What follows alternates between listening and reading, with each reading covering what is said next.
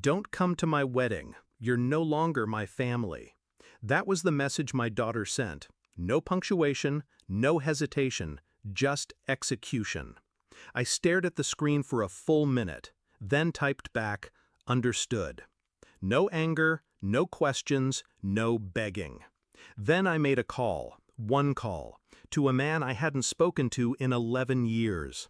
24 hours later, I had 83 missed calls from her fiancé, her future in-laws, her best friend, and finally from her.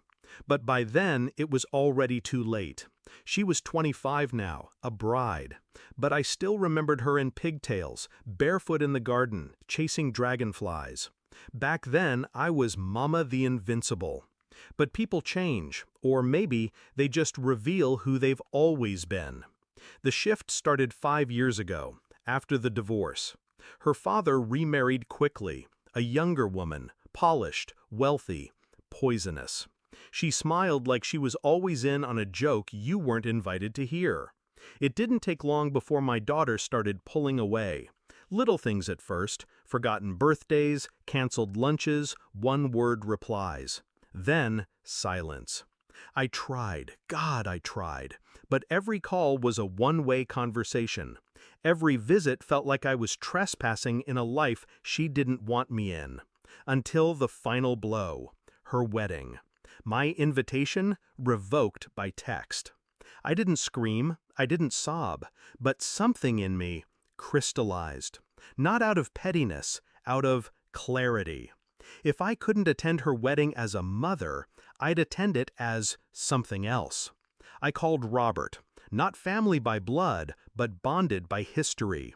Old friend, quiet billionaire, owed me a favor, a big one. He asked one question, how deep do you want this to cut? I replied, not blood, just truth. Robert bought out the wedding venue by morning, the entire estate, security, catering, staff, all now operated under his team. The original contract was voided due to property restructuring, but that wasn't the masterstroke. That came next. You see, her fiancé, Ethan, wasn't who he claimed to be. Not entirely. His company's foundation was built on a network of silent partners. One of them, Robert, which made me, temporarily, one of the primary stakeholders. I didn't need to ruin the wedding, I just needed to pull one thread. At the rehearsal dinner, a man stood up and cleared his throat. He introduced himself as a representative of the board. He congratulated the couple, then handed Ethan an envelope. Inside, a detailed report, fraudulent expense accounts, misused investor funds, confidential emails with another woman, screenshots, voice recordings.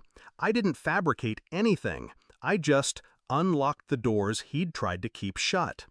Ethan turned pale. Her face? Blank at first, then disbelief, then horror.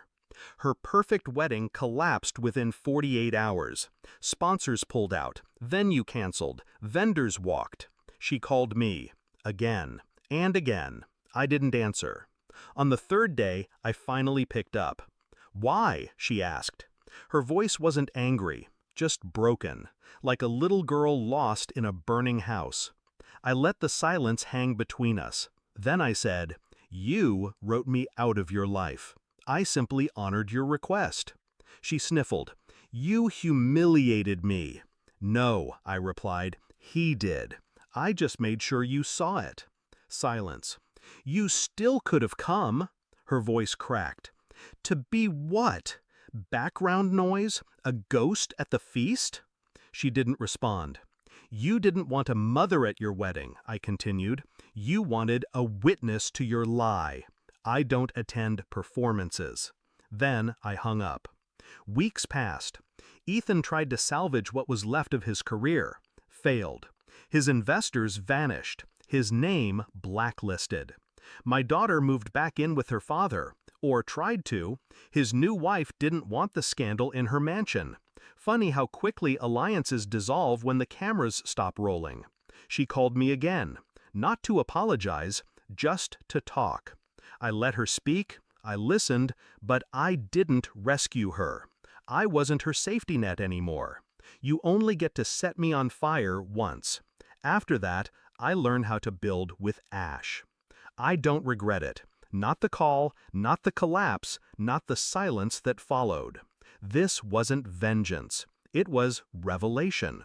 I didn't destroy her life. I held up a mirror. She shattered it herself. People think betrayal is loud, screaming, slamming doors, dramatic exits. But it isn't. It's a text.